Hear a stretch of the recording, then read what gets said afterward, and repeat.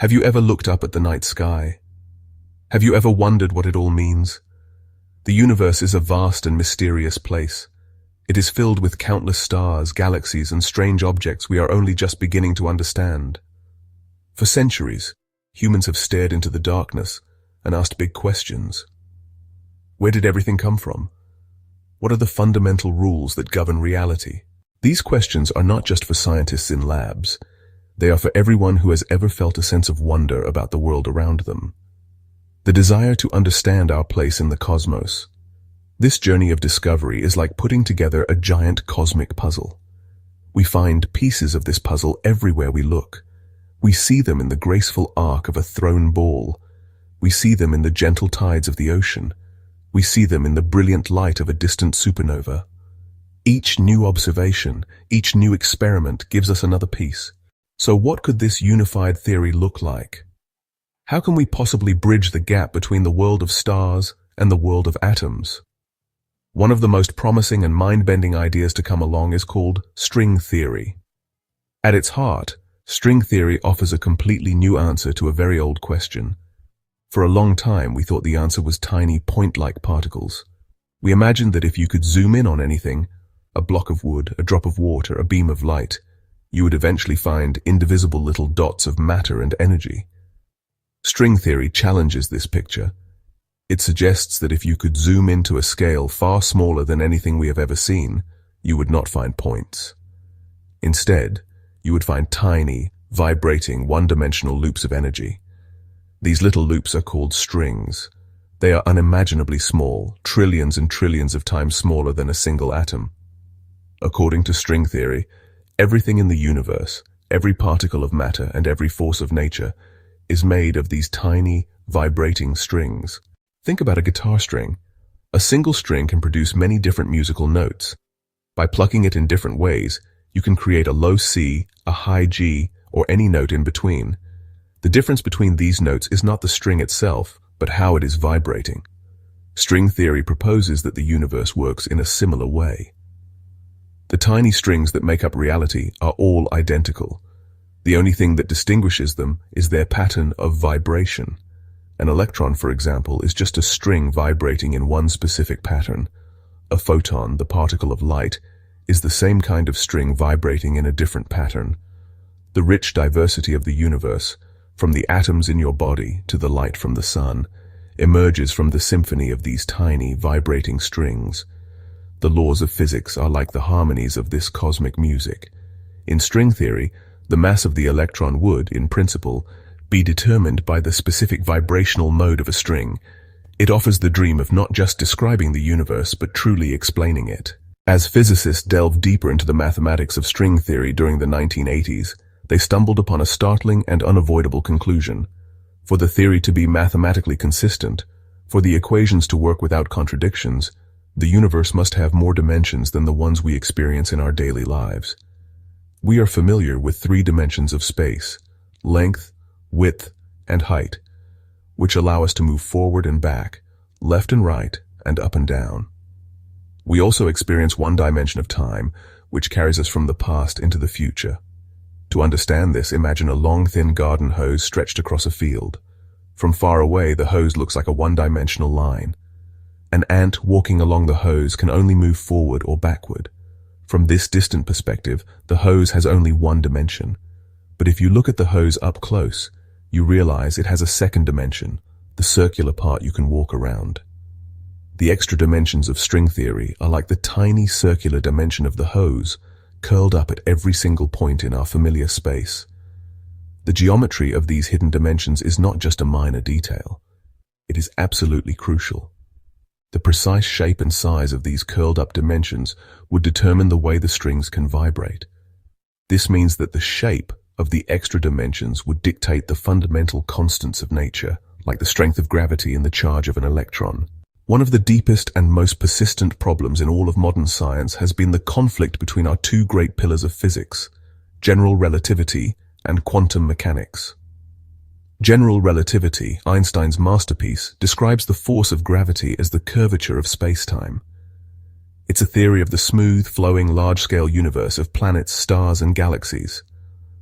Quantum mechanics, on the other hand, describes the other three forces of nature: electromagnetism, the strong force, and the weak force, in the chaotic, probabilistic, and pixelated world of atoms and particles. For gravity, physicists predicted the existence of a particle called the graviton. However, when they tried to write down equations for gravitons interacting as point particles, the math went haywire. The calculations produced uncontrollable infinities, which is a sure sign that the theory was fundamentally flawed. Without a quantum theory of gravity, we can't understand what happens in the most extreme places in the cosmos, like inside a black hole or at the moment of the Big Bang, where immense gravity operates on a microscopic scale. String theory offers a breathtakingly simple and elegant solution to this long-standing problem. Within the symphony of string vibrations, there is one particular note, one specific vibrational pattern that has exactly the properties predicted for the graviton. The existence of gravity is not an assumption you have to add to the theory. It's actually an unavoidable and natural consequence of the theory itself. For the first time, physicists had a mathematically consistent framework that seamlessly united the principles of quantum mechanics with Einstein's theory of gravity. The discovery that string theory naturally included gravity launched the first superstring revolution in the mid-1980s. A wave of excitement and optimism swept through the physics community. Researchers around the world eagerly began to explore the mathematical structure of this promising new framework. They hoped to find a single, unique version of the theory whose properties would match the universe we observe. It would be the ultimate blueprint for the cosmos, derived from pure mathematical logic. However, as scientists dug deeper into the mathematics, they did not find one theory. Instead, they found 5. These 5 consistent theories were given labels: Type 1, Type Tri-A, Type BIB, and 2 flavors of a heterotic string theory called SO32 and E8 times E8. The dream of a single ultimate theory had fractured into 5. This was a confusing and somewhat disappointing situation. Which of the 5 theories was the correct one to describe our universe? For about a decade, this problem of the 5 string theories hung over the field. Physicists split into different camps, each studying their favorite of the 5 theories. The grand promise of a single theory of everything seemed to have fractured into a theory of 5 things. It was a frustrating situation that left many wondering if string theory was truly the right path forward. In the mid-1990s, at a major string theory conference at the University of Southern California, a physicist named Edward Witten took the stage. Witten, a leading figure in the field, proposed a bold and unifying vision that would change everything. He presented compelling evidence that the 5 superstring theories were not in fact separate theories at all. Instead, he argued, they were all just different approximations of a single, deeper and more fundamental theory. This new mysterious framework did not yet have a proper name, so Witten provisionally called it M-theory. Witten's proposal was electrifying. It sparked what is now known as the second superstring revolution. Witten also made another startling suggestion. M-theory was not a 10-dimensional theory. It lived in 11 dimensions, 10 of space and 1 of time. The letter M in M-theory was deliberately left ambiguous by Witten. He suggested it could stand for mystery, magic, or mother, as in the mother of all theories. Later, as the theory's structure became clearer, membrane became another strong candidate. This is because M-theory revealed that strings were not the only fundamental objects. The theory also included higher dimensional objects called branes, which is short for membranes. These branes could be 2-dimensional surfaces, 3-dimensional volumes, or even higher dimensional structures. This revelation dramatically expanded the conceptual framework of the theory, suggesting a universe far richer and stranger than previously imagined.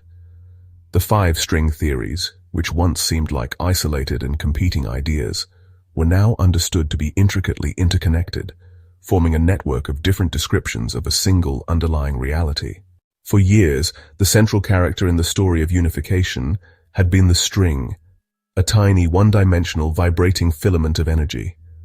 However, the development of M-theory and the discovery of dualities revealed that this picture was incomplete. The theory also contained other higher dimensional entities. These objects were given the technical name P-branes, where the P stands for the number of spatial dimensions they have. A string being one-dimensional is a one-brane. A 2-dimensional membrane, like the surface of a drum, would be a 2-brane. These branes are not just mathematical curiosities. They are dynamic objects that can move, vibrate, and interact. In this picture, the ends of an open string are not just floating in empty space. They are required to be attached to a brane. This idea led to one of the most exciting and speculative concepts to emerge from M-theory, the brane world scenario. This hypothesis suggests that our entire observable universe, all the galaxies, stars, and particles we know, might be confined to a three-brane, floating within a higher dimensional space. With the introduction of an 11th dimension and a whole new cast of objects called branes, the path to unifying the five-string theories became much clearer. The key was understanding that each of the 5 10-dimensional theories was really just a special case, a particular limit of the overarching 11-dimensional M-theory. Type Chatrier string theory is what you get when you take M-theory and curl up the 11th dimension into a very small circle. The E8 times E8 heterotic string theory is what you get when you take that 11th dimension and treat it as a line segment. Furthermore, physicists demonstrated that the remaining 2 theories, Type 1 and the SO32 heterotic string theory, were also connected to the others through these powerful dualities. They were all just different corners of one vast, unified theoretical space, and at the heart of this space, in 11 dimensions, was the mysterious and all-encompassing M-theory, the mother of them all.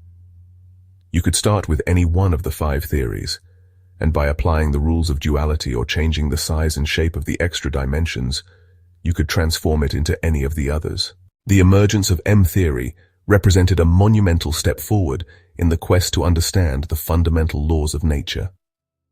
For the first time since the search began, physicists had a candidate theory that seemed complete enough to potentially describe all the forces and all the matter in the universe within one mathematical structure. Because it is a consistent quantum theory of gravity, it gives us the tools to explore the most extreme environments in the cosmos. What really happens at the singularity in the center of a black hole? What happened at the very beginning of the universe, at the moment of the Big Bang?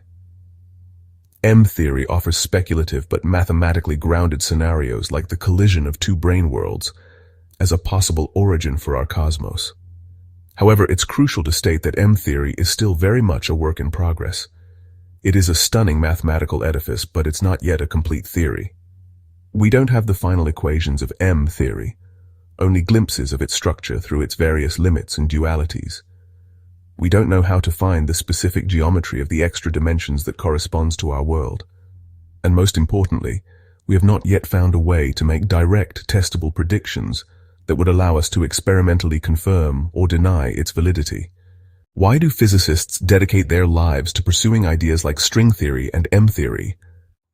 The motivation runs deeper than just solving equations. It stems from a profound, centuries-old desire for ultimate understanding. It's the same drive that led ancient Greek philosophers to wonder about the elements, that inspired Newton to uncover the laws of motion and gravity, and that pushed Einstein to reshape our understanding of space and time. It's the quest for a final theory, a single elegant framework that can explain all physical phenomena of the universe, from the smallest particle to the largest galaxy cluster. This dream is not just about having a complete catalogue of the universe's parts. It's about understanding why the universe is the way it is. Why are there 4 fundamental forces? Why do particles have specific masses and charges? The allure of these theories also lies in their sheer elegance and unifying power. The idea that the vast diversity of particles and forces we observe are all just different vibrational notes of a single fundamental entity, a string or a brane, is breathtakingly simple and beautiful. This kind of mathematical beauty has often been a reliable guide in physics. Theories that are elegant, symmetrical, and unifying have a track record of being closer to the truth. The path forward for string theory and M-theory is both challenging and filled with exciting possibilities.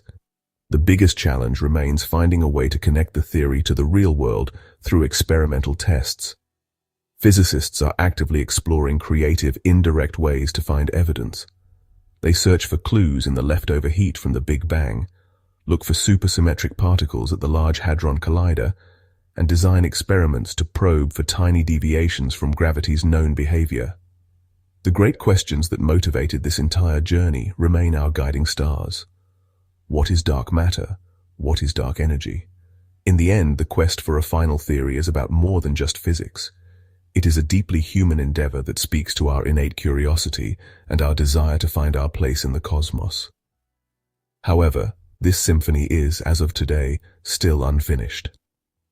M-theory is a stunning and promising framework, but it is not yet a complete and final theory.